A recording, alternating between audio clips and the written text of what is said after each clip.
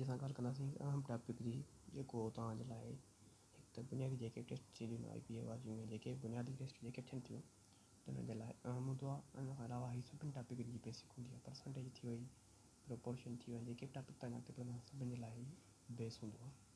त असां टॉपिक आहे फ्रैक्शन या अणपूर। सही आहे। त अणपूर जा तव्हां वटि ॿ क़िस्म हूंदा आहिनि, हूंदो आहे डेसिमल, हुन खां ॿियो हूंदो आहे कॉमन फ्रैक्शन या आम अणपूर, जेके असां पढ़ंदासीं। सही आहे। असां अक्सर करे आम अणपूर खे ॾिठो आहे त लिखंदा आहियूं कीअं, ॾिसो मथां असांजो हूंदो आहे नुमरेटर या अंश, हेठियां हूंदो आहे असांजो डिनोमिनेटर या छेद। असांखे लिखी छॾियो आहे 3/4। हिन मक़सदु छा हूंदो आहे या असां हिनखे कीअं लिखंदा आहियूं, असांजी जेका कम जी आहे इहा ई आहे। सही आहे। ऐं हूंदो छा आहे, जेको असांजो नुमरेटर हूंदो आहे अंश, इन जो मतिलबु हूंदो आहे जेके हिसा असां खणूं था हिसाब में। सही आहे। हे हूंदो आहे डिनोमिनेटर या छेद, इन जो मक़सदु हूंदो आहे जेके बि असां शयुनि जा हिसा कयूं था। मिसाल के असांजी का बि शइ आहे, असांजा टोटल घणा हिसा कया आहिनि, 4 हिसा कया आहिनि, 1 2 3 4। जो असांजा हेठियां 4 हिसा थी विया, जेको डिनोमिनेटर थी वियो या छेद। असां खयां घणा आहिनि, 3 हिसा, 1 2 3, उहो असांजो अंश। त मेन शइ इहा आहे त असां हुनखे लिखंदा कीअं, डिनोमिनेटर या नुमरेटर खे। डिनोमिनेटर मतिलबु जेके टोटल हिसा कयूं, नुमरेटर जेके असां हिसा खणूं, इहा असांजे कम जी जेका शइ इहा ई आहे। मिसाल हिते ॾिसो तव्हां, हिते बि साॻी तरह सां हिकिड़ी शइ आहे, हुनजा 4 हिसा थियल आहिनि। थोरो वाज़े हिन करे न आहे, ब्लैक एंड वाइट हुजण जे करे 4 हिसा थियल आहिनि, असां हिकिड़ो हिसो खयो आहे। कंहिं शइ जा असां 4 हिसा कया आहिनि, असां हिकिड़ो हिसो खयो आहे। हिते वरी ॾिसो शइ जा 2 हिसा कया आहिनि, हिकिड़ो खयो आहे 1/2। साॻी तरह सां तव्हां हिते ॾिसो शइ जा 8 हिसा थियल आहिनि, विच में जेके लाइनूं आहिनि उहे हिसा आहिनि, पर थोरो ॿाहिरि नथा थियनि। त 8 हिसा थियल आहिनि, हिन हिसो घणो खयो आहे, हिकिड़ो खयो आहे, त 1/8 माना 8 थी वियो छेद, जेके हिसा थी विया ऐं जेको अंश आहे जेतिरा हिसा असां खया आहिनि। हुन खां पोइ असां वटि एक्सरसाइज़ आहे, हुनखे ॾिसंदासीं। ऐं हिन मां चए थो जेके बि असांजी मिलियल आहिनि, जेके बि ॾियण मां असां हिकिड़ो हिकिड़ो खणूं था सभिनि मां। मिसाल ॻाल्हि हिते ॾिसो हिसा घणा आहिनि, 2, त माना छेद घणो थींदो 2। जेके हिसा हूंदा उहे छेद हूंदा, असां खयां घणा आहिनि, हिकिड़ो था खणूं, त 1/2। साॻी तरह सां हिते ॾिसूं असां हिसा घणा कया आहिनि, 3 छेद 3। असां खयां घणा आहिनि, हिकिड़ो, त 1/3। साॻी तरह सां हे 4 हिसा आहिनि, खयां घणा आहिनि, हिकिड़ो, त हिकिड़ो। सही आहे। हिते घणा हिसा आहिनि, 1 2 3 4 5 6 7 8। खयां घणा आहिनि, हिकिड़ो, त 1/8। साॻी तरह हिते 6 हिसा आहिनि, खयां घणा आहिनि, 1 त 1/6। 5 हिसा आहिनि, खयां घणा आहिनि, हिकिड़ो, त 1/5। हाणे असां वटि सिर्फ़ु शेप आहिनि। शेप खां अलावा तव्हां वटि लाइन बची सघे थी, लाइन जे हिसाब सां तव्हांखे कराए सघे थो।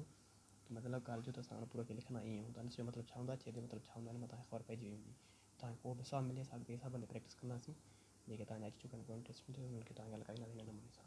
मतिलबु अंश जो मतिलबु हूंदो आहे जेके असां हिसा खणूं हिसाब में, ऐं छेद जो मतिलबु हूंदो आहे जेके शयुनि जा असां हिसा कयूं। उन खां पोइ असां हूंदा आहिनि अणपूर जा क़िस्म। सही आहे। Types of fraction. पंहिंजो पर असां वटि हूंदो आहे इम्प्रॉपर फ्रैक्शन, जंहिंमें छा हूंदो, असांजो जेको अंश या नुमरेटर हूंदो उहो वॾो हूंदो ऐं जेको डिनोमिनेटर हूंदो आहे उहो असां वटि नंढो हूंदो आहे। सिमिलर थी वियो। सही आहे। हिन खे चवंदा आहियूं इम्प्रॉपर फ्रैक्शन। सही आहे। अंश वॾो, छेद नंढो। ऐं इम्प्रॉपर फ्रैक्शन यादि करे छॾियो हमेशह त इन जो जवाबु जेको हूंदो आहे 1 खां वॾो हूंदो आहे, या हिन में असांखे 1 खां वधीक शयुनि जी ज़रूरत पवंदी आहे। मिसाल खणणु चाहींदो जीअं कंहिं बि शइ जा 5 हिसा कयूं ऐं खणणा घणा आहिनि, असांखे 9 खणणा आहिनि। को बि शइ असां वटि असां हुनजा 5 हिसा कयूं, हाणे जॾहिं 5 ई खणूं था त असांखे पूरा नथा पवनि, असांखे 9 जे लाइ असांखे ॿी बि शइ ठाहिणी पवंदी।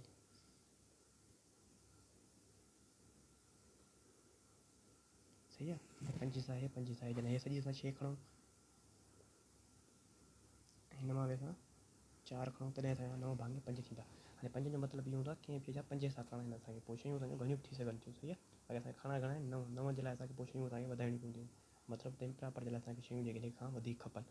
साॻी तरह सां प्रॉपर छा हूंदो आहे, जेके बि असां मथां अणपूर कया आहिनि सभु प्रॉपर आहिनि। हिन में छा हूंदो आहे, अंश नंढो हूंदो आहे, छेद वॾो हूंदो आहे। सभिनि में ॾिसो अंश वॾो आहे, छेद नंढो आहे। हिन में लाइ यादि करण इहो आसान तरीक़ो आहे, हिन में असांखे सिर्फ़ु हिकिड़ी शइ जी ज़रूरत पवंदी आहे। छाकाणि तव्हां ॾिसो हिन जा 2 हिसा कया आहिनि, असांखे हिकिड़ो खपे, हिकिड़ी शइ असांजो कमु थी वियो। हिन शइ जा 5 हिसा कया आहिनि, असांखे हिकिड़ो खपे, त हिकिड़ी शइ में असांजो कमु थी वियो। इम्प्रॉपर जो नुमरेटर जेको तव्हां वॾो हूंदो आहे, डिनोमिनेटर नंढो हूंदो आहे। सही आहे। प्रॉपर में वरी नुमरेटर नंढो हूंदो आहे, डिनोमिनेटर वॾो हूंदो आहे। इहे जेके 2 अहम क़िस्म आहिनि अणपूर जा। ॿिया अॻिते ॾिसूं था।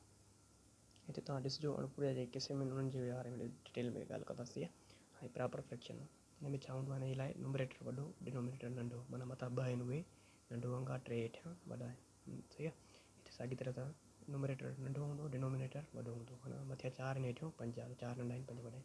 इम्प्रॉपर में इहो उपतड़ो हूंदो आहे, मतिलबु नुमरेटर वॾो थींदो, डिनोमिनेटर नंढो थींदो। 7 वॾा आहिनि, 6 नंढा आहिनि। सही आहे।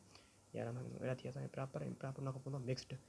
मिक्स्ड छा हूंदो आहे, असांजो इम्प्रॉपर हूंदो आहे, हिनखे तब्दील कंदा आहियूं, मिक्स्ड में आणींदा आहियूं। इहो अॻिते ॾिसंदासीं हिनखे। सही आहे। त माना 3 जेके हुनखे माना जेके थी विया असांजा 2 मेन कमु थी विया। पोइ इम्प्रॉपर केस वरी जॾहिं मिक्स्ड में आणींदा आहियूं त असांजो टियों तरीक़ो इहो थी वेंदो आहे। उन खां पोइ असां वटि यूनिट फ्रैक्शन। यूनिट फ्रैक्शन मतिलबु छा हूंदो आहे, कंहिं शइ जा हिसा केतिरा बि कयूं पर खणंदासीं घणा हिसा, हिकिड़ो। मिसाल 1/2, 1/3, 1/4। शइ जा 2 हिसा कया आहिनि, हिकिड़ो खणो। 3 हिसा कया आहिनि त बि हिकिड़ो खणो। 4 कया आहिनि त बि हिकिड़ो खणो। इहो असांजो यूनिट फ्रैक्शन, सही आहे। उन खां पोइ हूंदो आहे लाइक फ्रैक्शन। लाइक फ्रैक्शन मतिलबु जेके असां मुख़्तलिफ़ अणुपूर हुजनि, जेको 2/7 आहे, ॿियो 3/7 आहे, ॿियो 5/7 आहे, उन सभिनि जो जेको आहे डिनोमिनेटर या छेद उहो साॻियो हुजे, त उनखे चवंदा आहियूं लाइक फ्रैक्शन। उन खां पोइ असां अनलाइक फ्रैक्शन हूंदा आहिनि, जिन्हनि जा मतिलबु इहे छेद या डिनोमिनेटर आहिनि उहे मुख़्तलिफ़ हुजनि। उन में असांखे घटि में घटि 2-3 अंग खपनि माना अणुपूर में। उन खां पोइ असां हूंदा इक्विवेलेंट फ्रैक्शन। हिन में तव्हां ॾिसी सघो था मतिलबु छा हूंदो, हिन जा अंक मट हूंदा 3/4, 6/8, 9/12, पर इहे हूंदा छा सभु बराबरि आहिनि। हिन जा अॻिते जॾहिं असां हिसाबु कंदासीं, हिन खे हल कंदासीं, पोइ ख़बर पइजी बराबरि कीअं हूंदा आहिनि। हिन खे सिंपल कबो आहे। हिन खे सिंपल कंदासीं, ॿिन्ही जो कोण हणंदासीं त हे बि 3/4 थी वेंदो। हिन ते 3 जो कोण हणंदासीं त हे बि 3/4 थी वेंदो। आख़िरी जवाबु छा आहे, सभिनि जो बराबरि आहे। त हाणे इक्विवेलेंट फ्रैक्शन आहिनि। हाणे असां पढ़ियोसीं जेको मिक्स्ड फ्रैक्शन उहो किथां ईंदो आहे, असां हुनखे ॾिसंदासीं।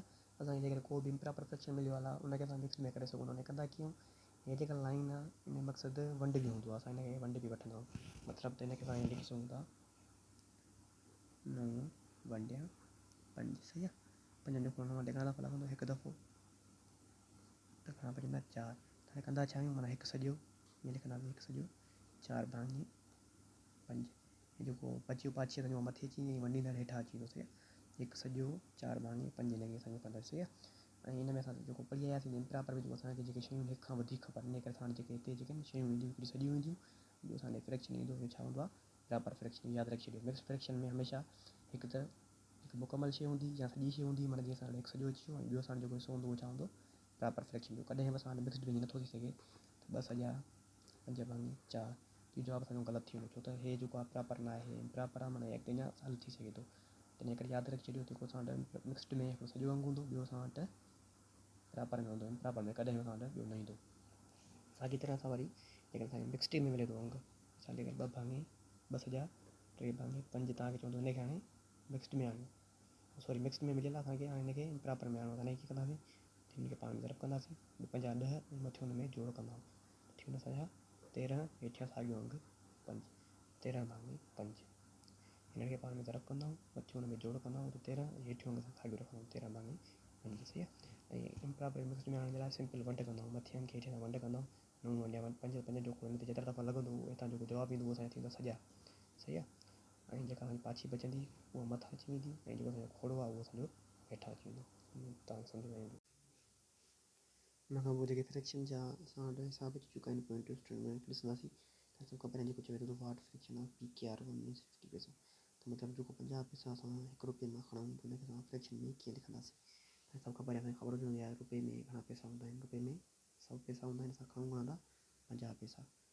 हेठां ईंदो आहे तव्हांखे ख़बर आहे जेके शयूं टोटल आहिनि, टोटल घणी शयूं हूंदियूं आहिनि रुपए में 100 पैसा, असां खयूं घणियूं आहिनि 50, 50/100। हेठां मतिलबु जेके हिसा या वरी टोटल जेके शयूं थियनि थियूं, सही आहे। हुन खां पोइ हे आहे जीअं असां वटि ॿियो हिसाब में चवे थो 600 मीटर इज़ इक्वल, वरी त असांखे ॿुधाए थो केतिरा फ्रैक्शन ॾिनो 1 किलोमीटर ऐं 600 मीटर। ऐं किलोमीटर जेके असां फ्रैक्शन में कीअं लिखंदासीं, जेकॾहिं असां 600 मीटर खणूं था त 600, असांखे ख़बर आहे हिकिड़े किलोमीटर में घणा मीटर थींदा आहिनि, 1000 ते हेठां 1000। बाक़ी हिनखे तव्हां सिंप्लीफाई कंदव अॻिते हली, जीअं अॻिते तरीक़ो सेखारींदासीं हुनखे सिंपल करे पोइ आख़िरी जवाबु लिखिबो आहे, खोड़ा आणी, सही आहे।